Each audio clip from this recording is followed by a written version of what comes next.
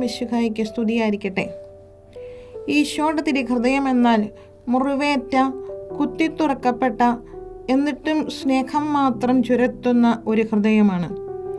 ലോകം കല്ലെറിഞ്ഞപ്പോൾ, ചതിച്ചപ്പോൾ, കുരിശിൽ തറച്ചപ്പോഴും ആ ഹൃദയത്തിൽ നിന്ന് വന്നത് ശാപമല്ല, കരുണയാണ്.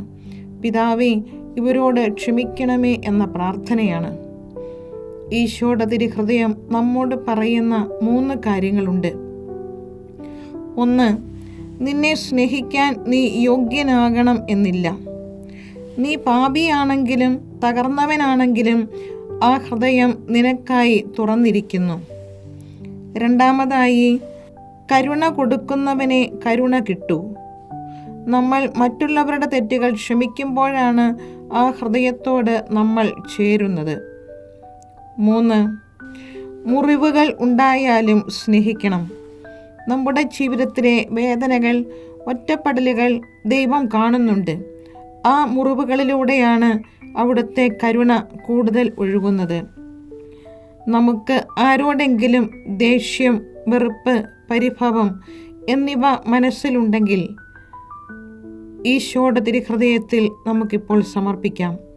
ഈശോയെ, അങ്ങയുടെ തിരുഹൃദയത്തിൻ്റെ കരുണയാൽ എന്നെയും അവരെയും സൗഖ്യപ്പെടുത്തണമേ എന്ന് നമുക്ക് പ്രാർത്ഥിക്കാം. കാരണം കരുണയുള്ള ഹൃദയമാണ് ലോകത്തെ മാറ്റുന്നത്. ആദ്യം നമ്മുടെ ഹൃദയത്തെ, പിന്നെ മറ്റുള്ളവരുടെ ഹൃദയത്തെ. ഈശോയുടെ തിരുഹൃദയമേ, ഞങ്ങളിൽ കരുണയായിരിക്കണമേ എന്ന് നമുക്ക് പ്രാർത്ഥിക്കാം. ആമേൻ. സ്നേഹത്തിൻ നിറവായ തിരുഹൃദയം, ജീവന്റെ ഉറവിടമാം തിരുഹൃദയം,